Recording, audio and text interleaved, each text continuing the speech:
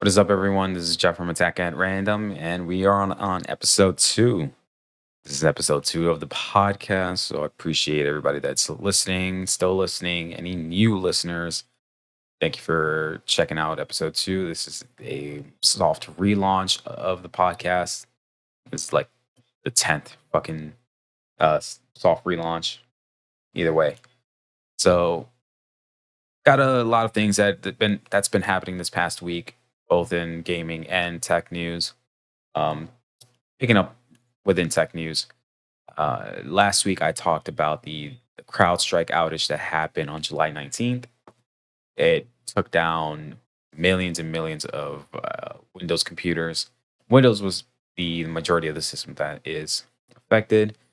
Uh, for any listeners that isn't sure of what was happening, essentially, CrowdStrike, which is a cybersecurity company, pushed out an update that crashed and blue screened of death millions of computers. And basically, the blue screen of death is just essentially giving your computer a heart attack in a sense. Minor heart attack, I should say. Yeah, back on July 19th, there was an update that was pushed out to the antivirus application, the Falcon sensor, and it brought down so many computers across various sectors. One of the companies that was affected by this was Delta. So Delta had to cancel more than 5,000 flights that weekend and had blue screens still visible at airports days after the initial crash. So among the costs, there were more than 40,000 servers that they had to physically touch and reset, quote unquote, as well as compensation payments to travelers that left the airports. So overall, Delta estimated that they lost about, I believe it was $500 million dollars due to the outage. That's between the canceled flights, giving people, compensations, and yeah, they lost a shit ton of money. So looking at this article here, and this is from The Verge. Looks like they were talking to someone from Delta. So asked about a continuing relationship with Microsoft after the crash. Oh yeah, that's another thing I want to mention. Delta is also looking to sue Microsoft, and they're putting part of the blame for the outage on their end, even though Microsoft really didn't have much of a say on this. This is a interview with the Delta Airlines CEO Ed Bastian. So they asked him about continuing relationship with Microsoft after the crash, and Bastian mentioned that he regards it as a probably the most fragile platform. And when they asked the question, when was the last time you heard of a big outage at Apple? He placed some of the blame on the malicious of big tech companies, which lately have been lifted by generative AI hype, saying they're building the future and they have to make sure that they fortify the current. So Windows is, I wouldn't say Windows is fragile in a sense. It's there's definitely a lot of flaws with Windows, but it's not a fragile platform by any means. So, continuing on with the article, apparently the only thing offered to Delta so far from two companies was free consulting advice. So, after that whole outage, CrowdStrike put out a sort of compensation for those that were affected in the form of a $10 Uber Eats or DoorDash gift card. I wasn't sure which, but they were saying like, yeah, we apologize for this outage. So order some food on us, not even fully on us, but we'll cover the delivery fee. Those that are affected, all yeah, got was a bunch of $10 Uber Eats or DoorDash gift cards, and Delta wasn't even a part of that, according to this. So all they were offered was like consulting advice. I don't know how many of my listeners have flown Delta. I haven't personally. I think the only airlines that I've ever flew was Southwest and United when I went to Europe. I don't know. I've heard mixed stuff about Delta. I don't know how many of my listeners actually flown Delta or not. I personally have ever flown through Spirit. Was it Spirit? No, it wasn't Spirit. It was Southwest and United Airlines. I've heard mixed stuff about Delta Airlines, but it is what it is. Apparently, they only got was consulting advice. So, me personally, as a CEO, if I was a CEO of Delta, I would be pissed. Like, yo, just give me some of that. Give me some of that $10 Uber Eats. CNBC previously reported Delta has hired attorney David Boyce to seek damages. And it's not even Delta alone that's looking to sue. Crowdstrike investors, they filed a proposed class action lawsuit this week because they're trying to get their money back. The shareholders now regard those, the bet, not that. The suit cites CrowdStrike CEO George Kurtz's comments on March 5th call that the software was validated, tested, and certified. And because of the CEO saying that, the shareholders now are saying that those claims were false and CrowdStrike wasn't performing the same level of testing on rapid response content updates as it does with other updates. The CrowdStrike investors are suing CrowdStrike as a whole because they want their money back. Delta is suing CrowdStrike and Microsoft. So it's been a whole fucking mess here. I don't know how CrowdStrike will be able to financially recover from this. I am never going to financially recover from this. Continuing on here with the article, as described in Tom Moran's recap of the events on the 19th, unlike Microsoft, Apple has in recent years restricted the access of third-party developers to have access to the kernel of macOS. I butchered that completely. That is on me. A Microsoft spokesperson said to the Wall Street Journal that it cannot legally wall off its operating system the same way Apple does because of an understanding it reached with the European Commission following a complaint. So, in the last couple of years, there's been a lot of shit happening with tech companies, gaming companies, and EU. One notable example is back, I think last year or before the iPhone 15 was released, Apple was basically being sued by the EU because of the use of the lightning cable. The EU basically said you have to start using a standardized version of the chart of the cable. Cannot be using a separate own system. Yada yada yada. It was a whole slew. It was a big mess. Now basically the iPhone 15 comes with a USB-C cable. But me personally, I'm fine with that. I'm cool with that. I have plenty of USB-C cables, not as much Lightning cables because I only have an iPhone. My iPad takes a USB-C, so it's about time. It's about time. So here, Microsoft is saying that it cannot wall off its operating system because of the European Commission's complaint. But the European Commission disagrees. It told this article or the company, the Verge, that Microsoft is free to decide on its business model and to adapt its security infrastructure to respond to threats, provided this is done in line with the EU competition law. There's a whole lot of stuff that is happening. Yeah, we'll see. We're gonna keep an eye on this. We're gonna see if Delta does follow through with this lawsuit. I'm more than likely the investors are going to continue with the lawsuit. They're trying to get some of their money back, and we'll see if Microsoft gets dragged into this. Who knows? Maybe in the next coming years, because of this, maybe a lot more corporations are going to be switching over to Apple. And from supporting it from an IT standpoint, I feel like that's going to be a huge fucking headache. Let me know in the comments below if you were affected by the CrowdStrike outage or, someone else this was. This is going to be a very interesting thing to see. But following that, we had to reset the global outage back down to 0 because back on the 30th or Tuesday of this week, 30th of the Tuesday, I don't know. One of these past weeks or one of these past days, we had another outage. What? What the fuck? But this time it was actually on Microsoft's end, and it was on Microsoft's end. And this time it was their Azure platform that went down.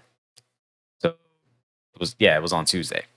So Tuesday's Microsoft outage has been now traced to a DDoS attack, and it temporarily took down the company's Azure cloud service. A lot of companies that do use Azure. I was honestly pissed off by this because I was supporting a client and I needed to get into Azure to do some changes and user accounts and all that fun jazz, but I couldn't do it. Thankfully, it wasn't as big as the CrowdStrike outage that happened on the 19th of July, but it was still annoying nonetheless. I think by the afternoon, Azure was back up and running.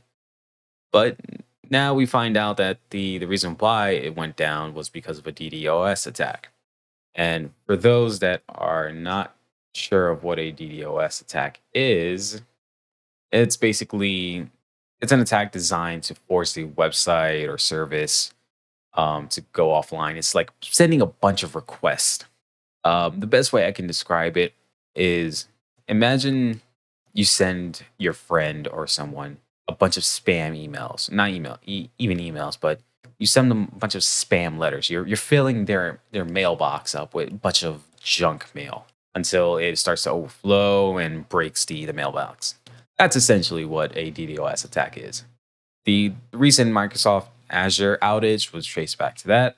There was an attack that sent a flood of internet traffic that disrupted global access to Microsoft 365 and Azure services for about 8 hours. During the outage, the company hinted that a DDoS attack might have been involved with Microsoft's status reports, noting an unexpected usage spike. The company Redmond has since confirmed that a DDoS attack was the initial trigger event behind Tuesday's outage. There's some sort of malicious group behind the scenes that was just wanting to take down this platform. I believe that this was a DDoS attack was also something that happened, I believe, within the governments, some government system that happened many years ago, or even Sony. I know there was another big outage that happened a while back that it was in regards to a DDoS attack. So Microsoft does have a security measure in place, or the company has a protection mechanism that automatically kicked in when it started getting those flood of internet traffic. But Microsoft said that an initial investigation suggests that an error in the implementation of their defenses amplify the impact of the attack rather than mitigating it. So whatever defense measures that they had basically boosted the attack of the DDoS attack instead of quieting it down. So the attack began, or the outage began around 7:45 a.m. Eastern Standard Time, and it prompted Microsoft to make several network configuration changes. By 10:10 a.m., the initial network changes were had successfully mitigated the majority of the impact. Although there were some customers still reporting trouble accessing the Azure service. So it wasn't around until around 2 p.m. that Microsoft addressed the rest of the problem. But yeah, we're just getting outages after outages after outages after Tuesday. We're so far we're sticking strong. We only got like what 4 days in at the time of this recording. So far, no major outages, and I'm hoping to keep it that way.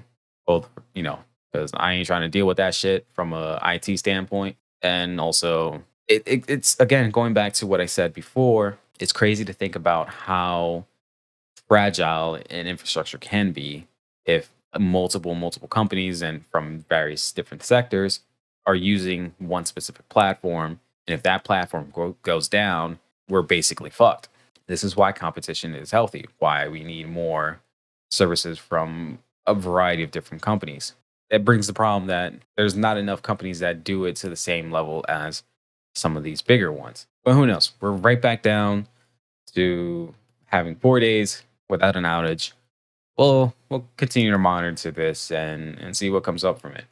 Moving on from outages and lawsuits and shit, Apple just recently um, they released the iOS 18.1 developer beta with the first instance of Apple Intelligence features. So recently, Apple has introduced something they're calling Apple Intelligence, and best way to think about it is Siri kind of woke up after a few cups of coffee. She's wide awake and is ready to help. So some of the key features that's happening, and this is within the developer betas for iOS 18.1 and for the iPad OS 18.1. Also for Mac OS Sequoia 15.1. So those are the platforms that you can gain access to the Apple Intelligence. So some of the Apple Intelligence features arriving with the beta include Siri with an updated design and ability to maintain context across multiple requests. New mail features like Smart Reply and email summaries, natural language search and photos, and other tweaks. So some of the features that is coming with this Apple Intelligence is, the writing help and summarization. So if you ever wished your emails could write themselves, they can now with Apple's AI. It can rewrite and summarize your emails. It's like having a personal assistant who doesn't need any sort of breaks. It's just on the go. Smart search and and Siri improvements. It's basically Siri can now remember the context of your previous queries or searches. So it's basically when you ask a friend a question and they actually remembered, the context of what you were talking about 5 minutes ago. So there's a new reduce interruptions mode, so that only critical notifications will go through. So you no longer have to get embarrassed or disturbed during your 10 a.m. meeting because your Hispanic aunt that doesn't understand English is commenting on your Facebook post of you eating ass and saying, Mijo, no entiendo, pero Dios te bendiga. And now, along with this new AI feature, you can actually record phone calls. So if you got stubborn baby mama, baby daddy issues, and you're trying to keep tabs or trying to protect yourselves in whatever situation, you can now record phone calls. Just remember, and this huge fucking disclaimer: always tell the other person that they're being recorded, or you might end up in some sort of legal issue. Certain states, will have laws. So depending where you're at, just follow your state laws. Don't be a fucking creep about it. Follow your fucking state laws. Look it up. See how that goes. Consult a lawyer. I am not a lawyer. I'm just telling you what these features are. You can record phone calls now. Do with that what you will. I am not responsible for anything. The only downside with this is Apple is taking its sweet time rolling this out. Only the latest iPhones, iPads, and Macs with Apple Silicon or Sequoia get to play with these features first. And it's only going to be available in US and English for now. So if you're in Europe, China, anywhere else, kind of shit out of luck. So, just give Apple some time to get its IT passport and to be able to get into these other countries. So, in a nutshell, Apple Intelligence is basically having the neural link chip implanted in your brain, which I already got. I ain't trying to do that again, but Siri just basically got the neural link implanted. Hopefully, this will help a lot of people improve features. AI is an amazing tool if used correctly. So if you know how to use AI to as a tool and be able to use it to improve various different areas of your life, then this is gonna be great. Otherwise, you're just sitting on basically on shit that you don't know how to use. I personally use AI for a lot of things, both in IT and even while doing some of this, like summarizing certain things and creating a whole schedule and stuff like that. Not going into the whole nitty gritty of it, but definitely look into getting into learning how to use AI properly. It'll be a lifesaver. It'll be amazing, and you don't have to worry about AI turning into goddamn fucking Skynet and these Terminator 3000s or whatever coming at you. It's not going to be like that, at least not anytime soon. Siri is not going to turn into a Decepticon. They're not going to hack into your personal social media and find out that you be eating ass on Saturdays. It's going to be fine, right? Just learn how to use AI properly, improve your life, improve your tech knowledge or whatever. Just stop being a bitch. I'm sorry.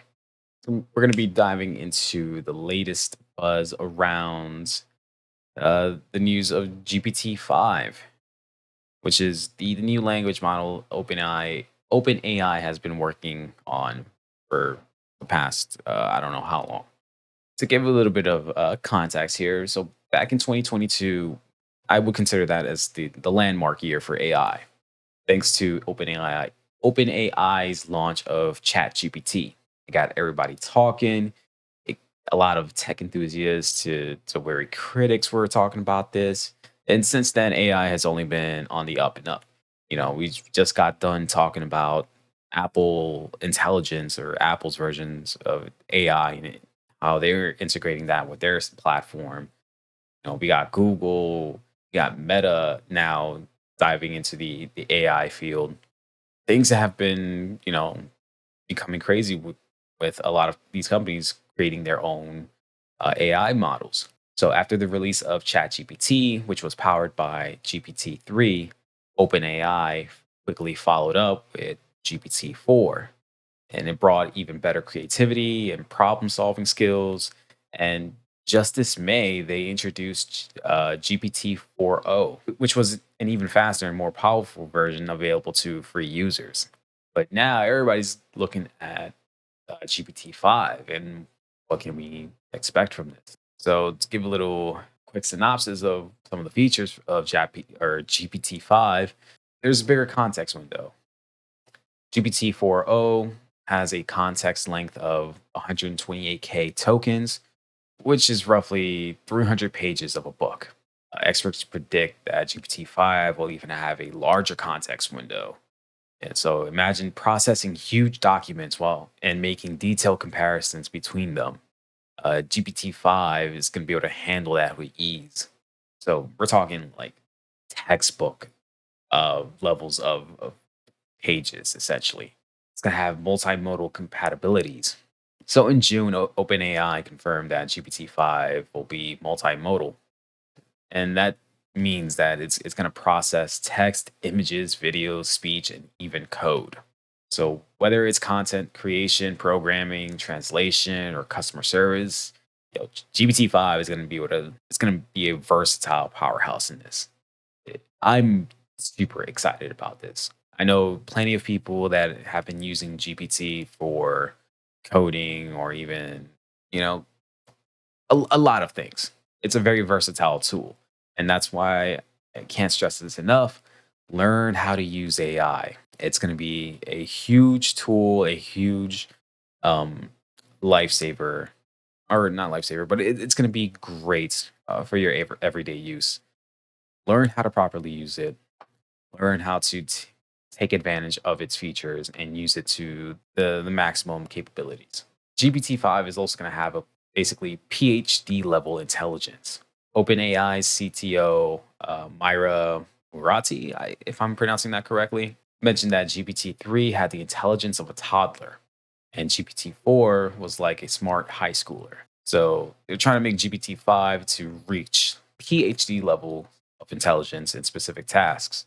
So imagine having an AI that thinks like a subject matter expert. It's insane how quickly GPT and just AI models have been evolving in the last couple of years, and that's the most fascinating thing about tech right now.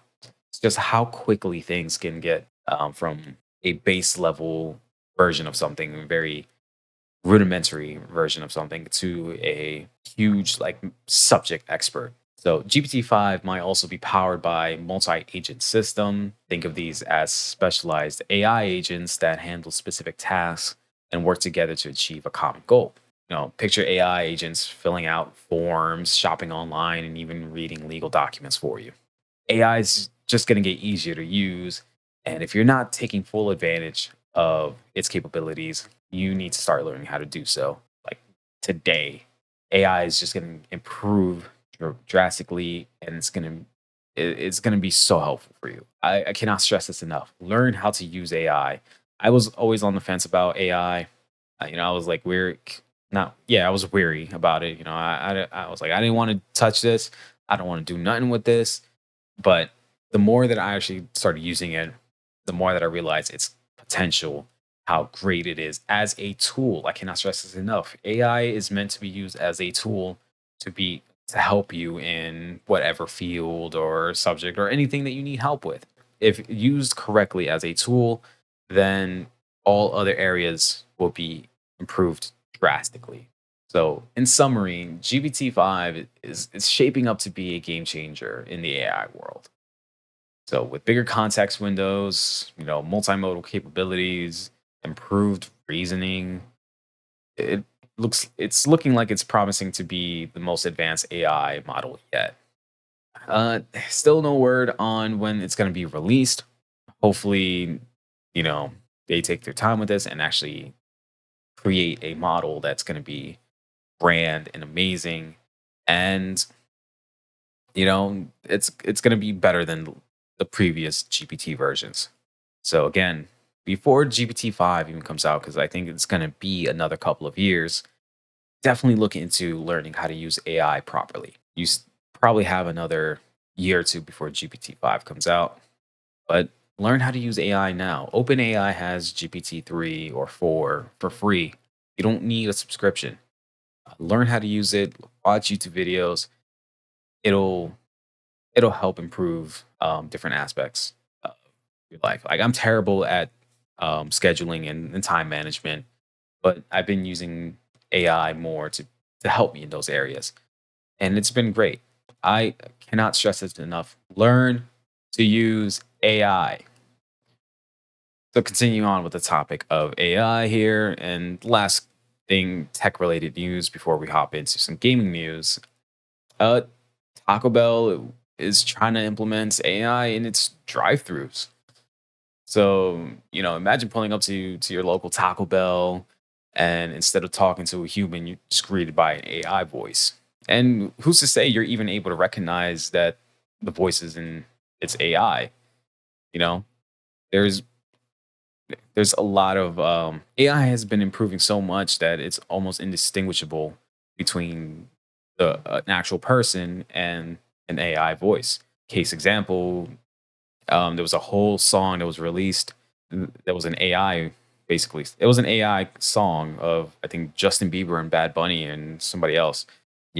It wasn't actually them, but I will say Bad Bunny's verse was fucking fire. Of course, he hates it because it's not actually him. It's a fire song. Either way, getting off topic here. Yeah, Taco Bell implementing AI in its drive-through. They've been testing this technology at over 100 locations, and they're now getting ready to roll it out at a much larger scale. So, everybody's probably wondering like why the big push for AI. So, the first thing is, efficiency. AI can handle orders faster than humans, reducing wait times and keeping the lines moving smoothly. No more shouting over a crackly speaker or repeating your order, 3 5 times. So, you pull up and all you hear is, yeah, welcome to Taco Bell. And what are you having today? None of that shit. Next next reason why they're pushing for this for AI is accuracy. AI systems are designed to minimize errors, ensuring you to get exactly what you ordered, and that means fewer wrong orders and more happier customers. Especially when you're pulling into a Taco Bell drive-through at like 2 a.m. because you're drunk off your ass coming out the club. And let's not forget about the operational benefits. So, with AI handling drive-throughs, Taco Bell employees can focus on other tasks inside the restaurant, improving overall service and speed. So, this is going to be great. And for, those Taco Bells that only have like 2 or 3 people, not even that. I've seen some places that are open super late. They only have one person working in the whole goddamn restaurant. And, they got a line wrapping around the goddamn building because their fucking managers don't know how to fucking schedule people. So, they're struggling with a huge line of orders and it's just them. So now, hopefully, with this process, it should speed things up a bit and fast food can get back to being, fast. You're probably wondering how is this going to work? So basically, you're going to drive up, place an order at the speaker. You're not going to hear, yeah, what do you want? You're not going to hear none of that. You're just going to place your order with the AI and it's processed just like any other order. System uses advanced voice recognition and processing to understand your request and confirm your order. So this move by Taco Bell is part of a larger trend that's been happening in the fast food industry, and it's to incorporate more technology into their operations. McDonald's recently pulled the plug on their AI drive-through experiment, and Taco Bell is doubling down because they're confident that their system is going to deliver a better customer experience. So, now just to sum it all up, Taco Bell's expansion of the AI and drive-throughs, they're trying to revolutionize the way that you order your food. You get your crunch wrap or your burritos or the little churro bites or even the Cinnabons. The Cinnabons are fucking. I just love Cinnabon. Too bad I can't fucking have it as much anymore. But I digress. So, next time you crave that Crunchwrap Supreme, you might just be talking to a super smart AI at the drive-through. All right, guys, switching over to some gaming news. This story that I'm about to share, it's a very bittersweet story, but it's the end of an era, man. It's the end of an era. GameInformer Magazine is shutting down after 33 years. For those that are not too familiar, I hope you are familiar with this because, we're a nerd channel. We're a bunch of gaming nerds, video game nerds, tech nerds, we just nerds over here. This is a video game magazine that started back in 1991 and just became a staple for gamers worldwide. From its in-depth reviews and its previews to industry insights, Game Informer is basically a go-to for a lot of gamers and all across all ages. I remember seeing Game Informer in like a cousin's house and just go scrolling through it and seeing reviews on certain games to interviews with certain developers. It was an amazing magazine. And when GameStop was kind of decent, their what was it? Their Power Pro membership or something like that offered Game Informer every month. So I was getting these subscriptions or these magazines every month, and I was part of me always looked forward to it because I wanted to see any upcoming games that might be coming out, any interviews that was happening with developers. Hell, I remember one magazine in particular or one issue in particular that I think it had a interview with Hideo Kojima, and I think it was talking about either Silent Hills. Yeah, it was Silent Hills. This is when Hideo Kojima was still with Konami, and it was talking about the Silent Hills PT and his plans and thoughts for Silent Hills before Konami became Konami and let go of the project and Kojima entirely. But essentially, I remember specifically reading that Hideo Kojima wanted this game to shake your pants. He was working with Junji Ito. He was working with Guillermo del Toro. This game was going to be this crazy horror experience, and Konami just kind of scrapped it until I believe sometime last year or the year before, where they announced Silent Hills Forte, or they announced a bunch of Silent Hills project. But anyways, I'm getting off track. Point is being, I read that information within a Game Informer magazine and give some highlights on how crazy of a run they've had. And over the years, I think back in 2000, they reached over 1 million subscribers. So that basically cemented their place as a leading gaming publication in a whole sector where you have like Forbes magazine and a bunch of other magazines. Game Informer really stood out. And by 2010, it became the third largest magazine in the United States by circulation. They featured exclusive looks at some of the biggest games that we know now, including like Halo 2, Elder Scrolls, Skyrim, The Legend of Zelda Breath of the Wild. So it's crazy that this such a iconic magazine is shutting down.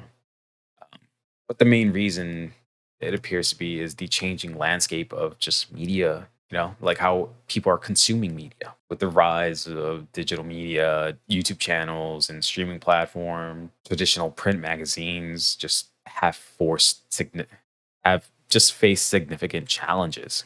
Game Informer's parent company, GameStop, has also been struggling financially. So, it just kind of came to a point where they have to come to this decision. So unfortunately, it's just the way the nature things go. Considering the fact that I'm covering certain gaming news and tech news, and there's multiple channels doing this, just traditional magazines are just don't cut it anymore. It's just much faster to get information from a YouTube video or going online and just finding an article than waiting month after month just to be able to get a portion of news. I guess in a way it's just a slower way to get news, and it wasn't able to keep up with the times. So, it's not just about the decline of print media. Game Informer's editorial team faced many layoffs and budget cuts over the years. So it was just making it harder to maintain the quality and the the coverage that they're known for. And despite their efforts of trying to adapt to, digital editions, just pushing out Game Informer as I guess I would think it was like a newsletter or just like a PDF file or something like that. The economic challenges just kind of just caught up with them. But, let's not forget the immense impact Game Informer had on the gaming community. They brought us a bunch of memorable stories and insightful reviews and exclusive behind the scenes look at certain game developments. Many of us grew up reading Game Informer and, we were just waiting for the next issue to hit stands or just come in the mail, myself included, like I mentioned earlier.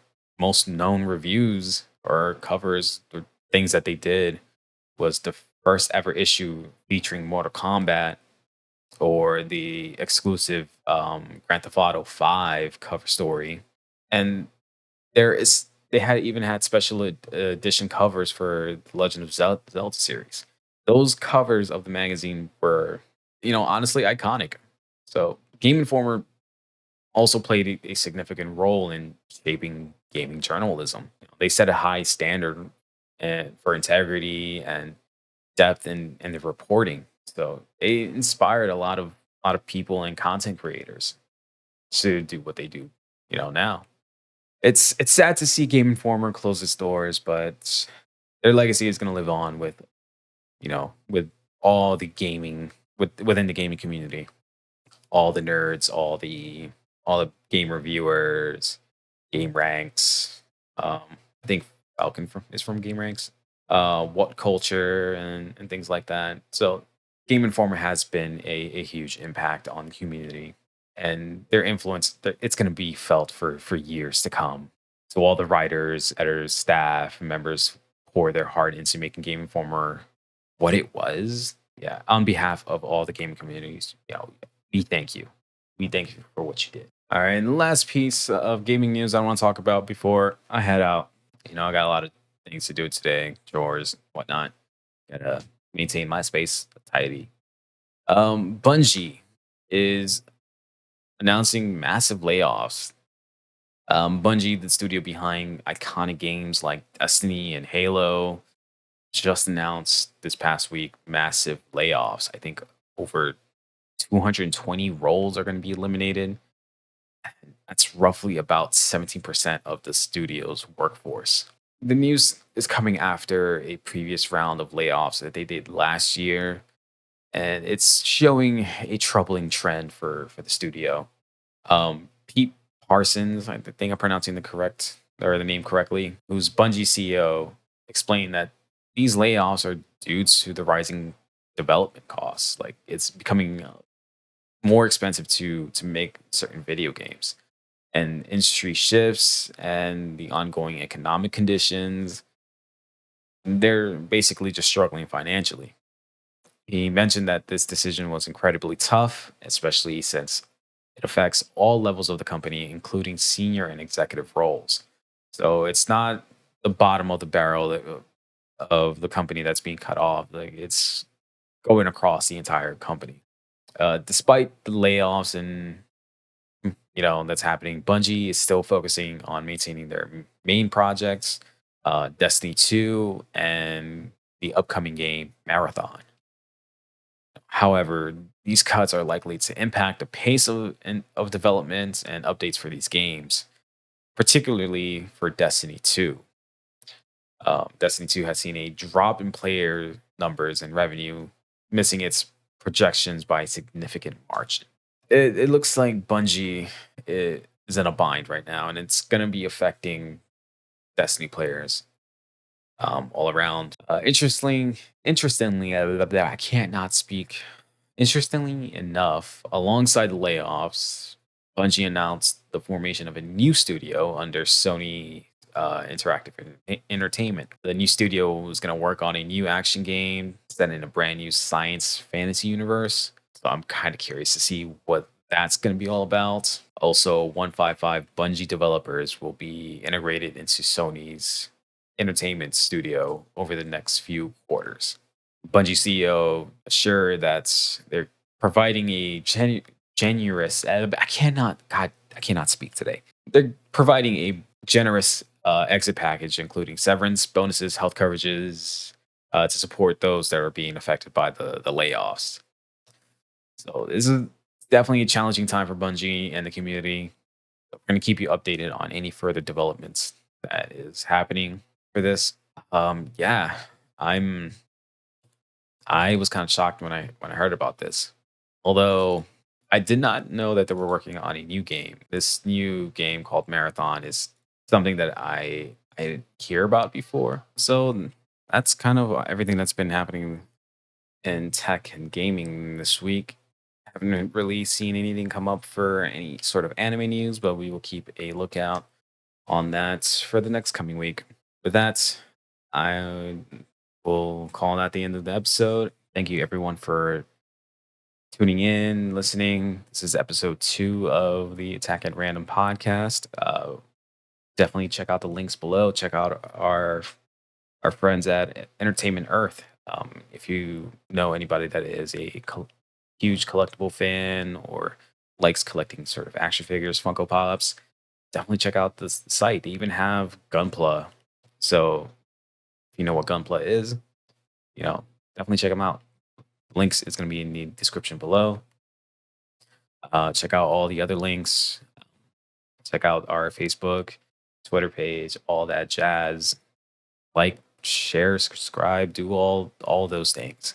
Trying to get the channel to grow, continue on, and yeah, we'll be back for episode 3 next week.